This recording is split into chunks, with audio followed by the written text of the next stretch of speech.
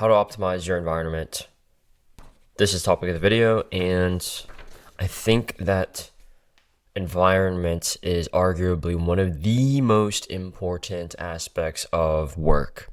People always talk about time, duration, quantity. Oh, you need to just work longer hours. Oh, you just need to work harder. Oh, your work ethic is just weak. Oh, you just need to grind and hustle. And the reason why people burn out is because of that exact reason. It's meaningless hustle in a unoptimized environment that is not made for them to work. And here's the reason why. So if you're anything like me, right now I'm in my bedroom recording this educational YouTube video about how to make your environment optimized for your work, for anything really, if it's for art, if it's for some other project, if it's for your work, if you're working remotely.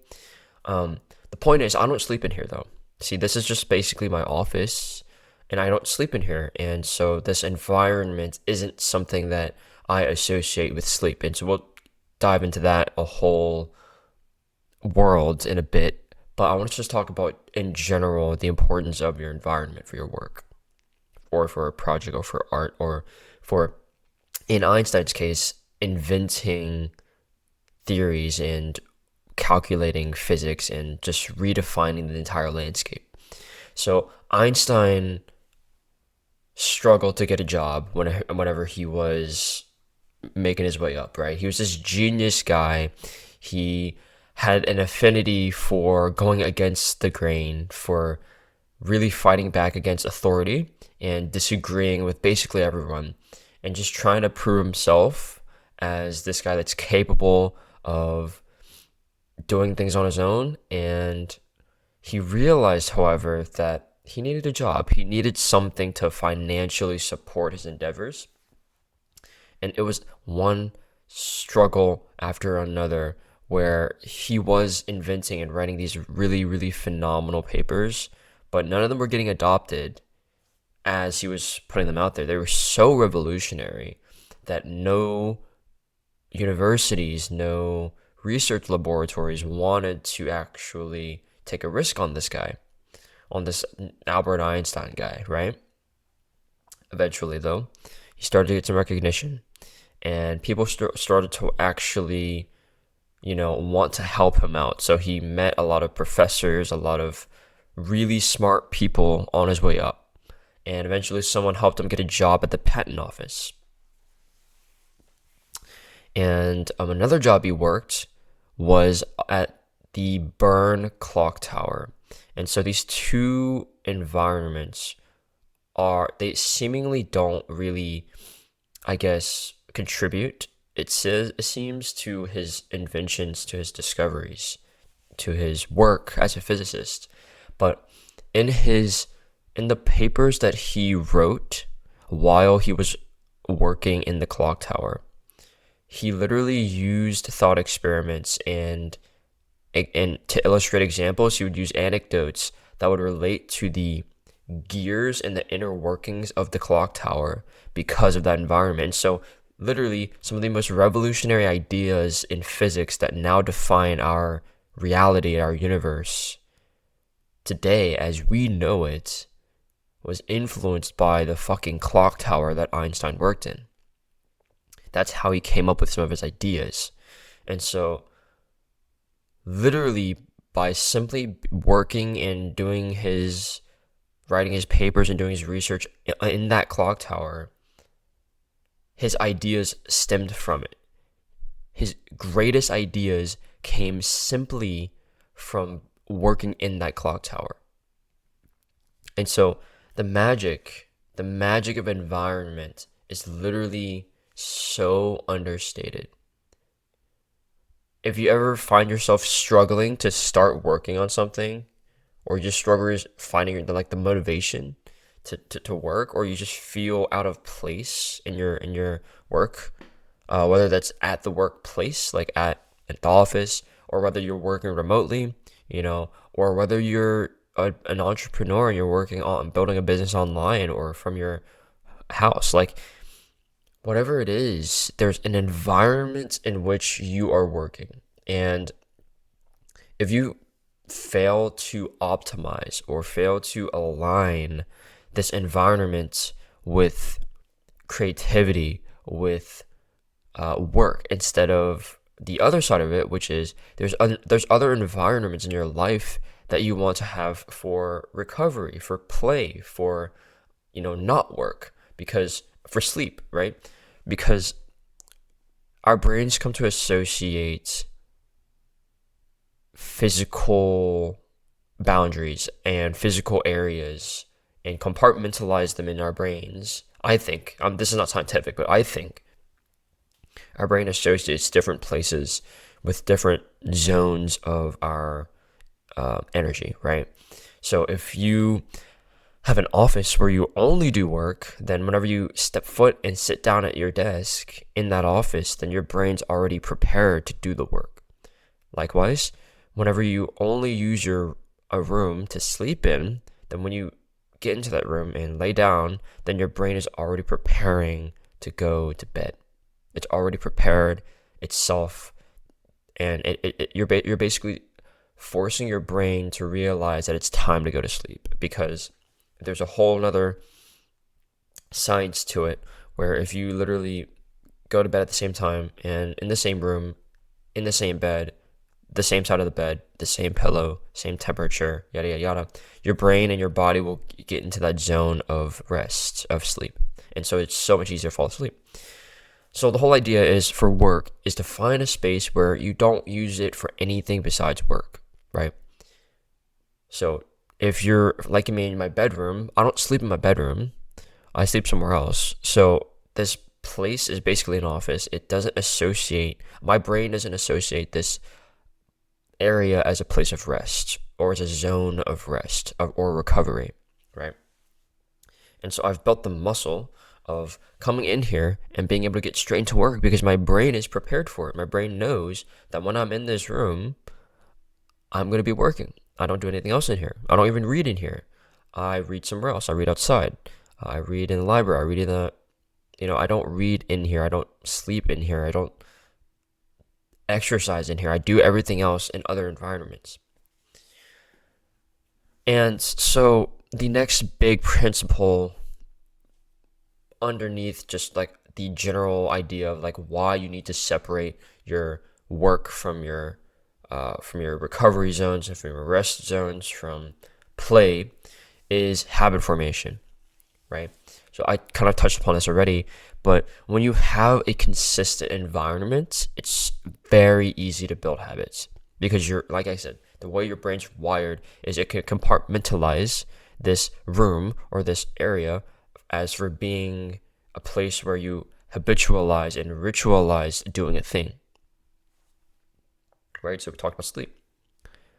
In the place that you sleep, in the room that you sleep, your brain, and if you've established a ritual around going to bed at the same time, having the same, temperature, the same conditions, then your brain builds the muscle and the habits of just falling asleep easily. And so if you want to build the habit of getting into work at a reasonable amount of time without procrastinating, without feeling like you gotta prepare and do all this magical woo-woo to get yourself into the zone, it's so much easier to build the habit of just getting straight into the work when you have an environment that is conducive to it. So, like I said, if you can separate your work area from everything else in your life, then the habit of working in that place is easily formed. So there's very little friction because all you have to do is stand up, use your 2 feet and walk into the room and sit down or and get to work because your brain has already associated that region, that room, as a place of work. And so this applies to every other aspect of your life. If you want to get into shape, and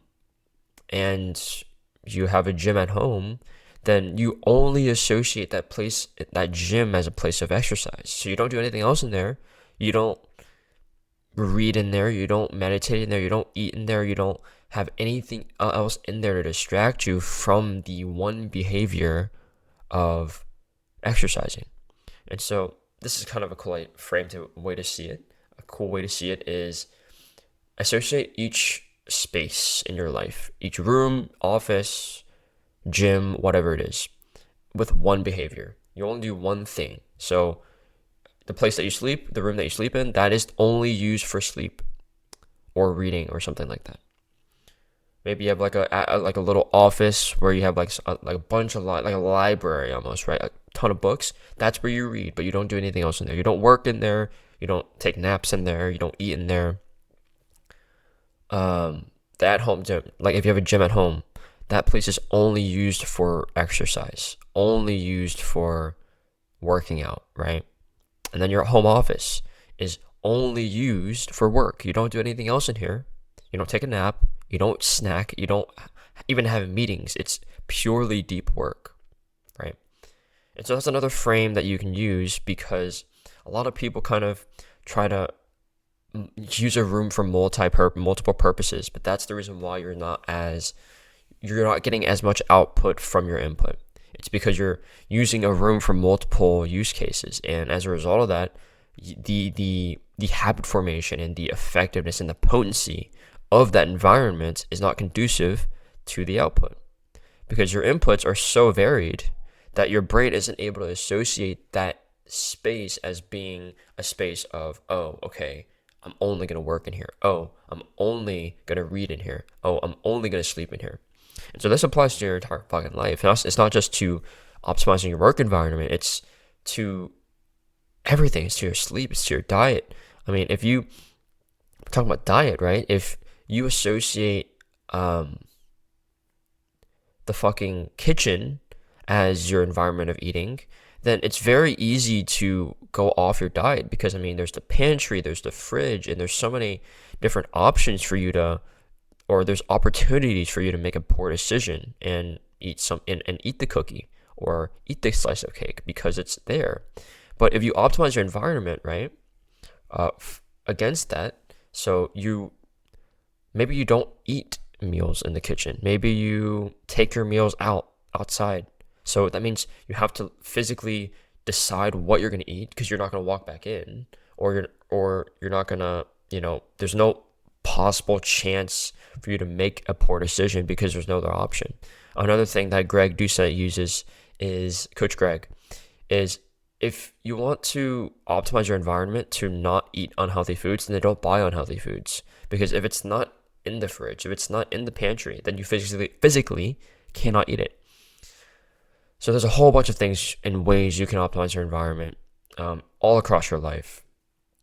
And I'll dig a little bit more into like the different zones of work and play, because those are the ones that really apply to me. I'm not going to be the guy that's going to tell you how to optimize your bedroom for optimal scientifically backed sleep, or your gym to optimize your peak performance, or your kitchen for your diet. But I'll talk about work and play.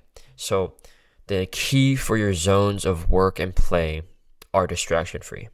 So what does that mean?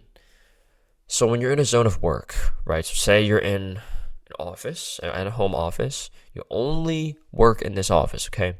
How do you optimize that for even more output? Like the peak performance. How do you do it? Really, it boils down to removing things. It's not about adding more crap to your desk or adding more routines and woo-woo magic to your work routine. It's none of that. It's really just about removing, subtracting, right? You don't want to add more clutter and more stuff to a zone of work or a zone of play, because it makes the behavior of doing that one thing in that one place much more difficult and much more complex. It requires more decision making. It distracts you. So to optimize your environment, you have to remove, right? It's like the idea we said about the kitchen. And if you want to optimize for diet and healthy eating, then remove the unhealthy shit. So you don't have to even use any willpower or make a decision to eat or not eat the thing, because it's not there. And you don't even think about it. Out of sight, out of mind, right? So when it comes to creating a space for work, it's about removing. You want to have a clean desk, right?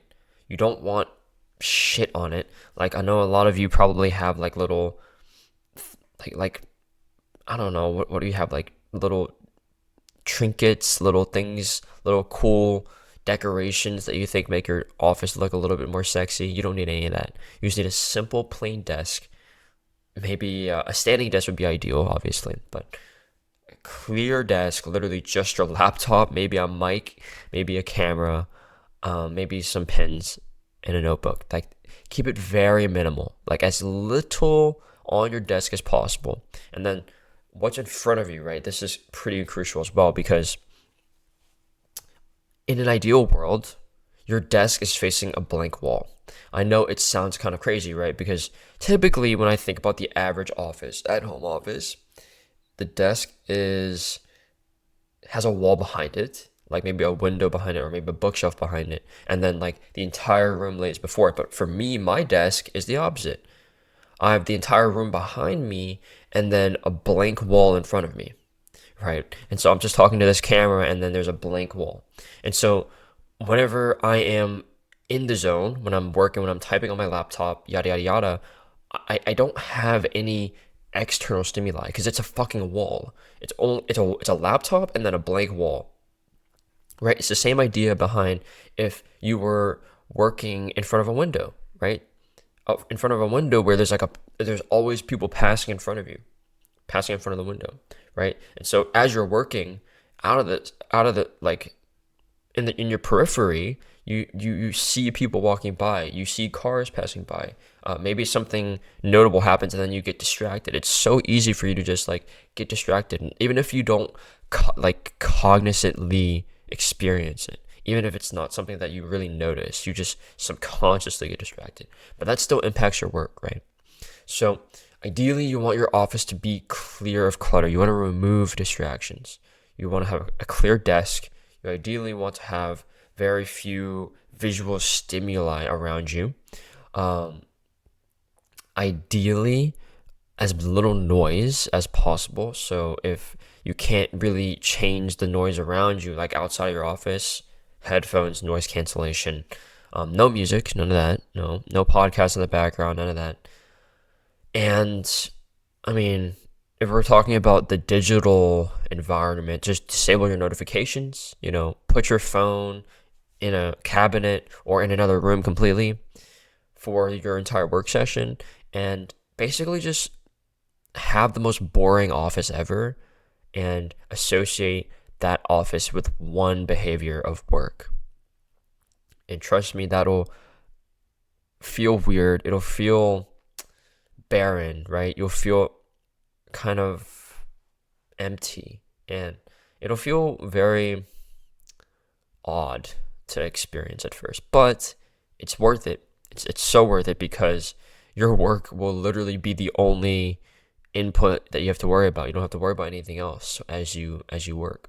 And so it's a pretty beautiful thing to have an environment that is so optimized that you can get so much more work done. It's pretty incredible. So many returns from just a simple act of just cleaning things up and subtracting and removing distractions from an environment. And then lastly, I'll touch upon play. So your environments, everything outside of work, essentially, I consider play because it's either shallow work, eating, taking shits, sleeping, and hanging out with the people that you care about, people that you love. Essentially, you want to apply the same principles, right? And think about every single aspect of your life. So in the room that you sleep in, the simpler it is, the easier it is to fall asleep. So if you have like a ton of stimuli in the place that you sleep, you have like a TV, you have a radio, you have a projector, you have I don't know, you have Alexa, you have all these things in that room to distract you, to keep you up at night, then it's very difficult for you to consistently go to bed on time and get up without feeling tired because there's so many distractions. So fucking throw the TV out the window, get rid of the Alexa, to remove as much from your room as possible. Like ideally, it's just a bed and an alarm clock. That's literally it, and a pillow. Like you want as little in that environment as possible so that you can dial in on that one behavior of sleep. Same idea with um same idea with like the gym, right? If you have an at-home gym, you don't want to have, like, let's say you're focusing on lifting weights. You might not want to have other equipment besides that in there because then it's just going to distract you, right? You don't want to have fucking, I don't know, you don't want to have the gym in the garage where there's also like cars and the fucking lawnmowers in there, and there's like just a bunch of other stimuli around you. You want to be in the zone. You want to be in an empty room with just weights, just equipment that is aligned towards your goal. And so when you do this, everything else is out of sight, out of mind. You don't even think about what else you could be doing. You don't think about, oh, maybe I should try this. Oh, maybe I should try that. Oh, this is kind of cool. And so whenever you are in this zone, it basically allows you to separate, it allows your mind to escape. It allows your mind to obsess over this one behavior, right? It allows your mind to obsess with exercise and just exercise. Because if you're in a blank room if you're in an empty room with just weights and equipment, then the only thing your brain can associate with is your own thoughts, your own demons, and lifting the fucking weights and running on the treadmill. That's it. It cannot get distracted by anything else. And I'll touch on one last bonus thing about environment. It's what you bring into an environment, right? So you bring yourself, and typically most people bring their phone, which is the biggest distraction of them all. So, like I said, to optimize your environment, it needs to be like the physical environment, but also like the digital environment that you kind of bring upon yourself and that the world has kind of brought upon us. You want to be able to essentially disconnect whenever you're going into zones of work and play as much as possible, right? Think about the ways that, or think about the times when you're in a zone of work and you have your phone next to you and it's going off and it's Slack notifications, your fucking partner is texting you, whatever, and you just feel the need to respond immediately. You gotta pick up your phone, see who's calling you, whatever, right? And it fundamentally is the biggest distraction of them all. It doesn't matter how optimized your environment is. If you have your phone right next to you and you're constantly picking it up, then your work is already screwed. So just removing and disconnecting yourself digitally from things like your phone and maybe even your Apple Watch, right? That gets you anything that gets you notifications, anything that pulls your attention away from the behavior at hand is a distraction, and that you need to subtract from your environment. And so, yeah, if I was to break this back down, summarize how to optimize your environment, it is to simply realize that your work and your play should have different zones. Your work and your life should have a distinct separation, a distinct barrier. Understand the importance of that because of how we can associate mentally different places with different levels of consciousness, right? So you want to be able to assign one behavior to one environment and minimize the amount of distractions in these environments so that it's easier to build the muscle and establish the habit of doing that behavior in that place. And whenever you're able to make that distinction and minimize all distractions and just take away as much as possible so that it's only you, the work or the play, and the environment, it's so much easier to achieve extraordinary outcomes.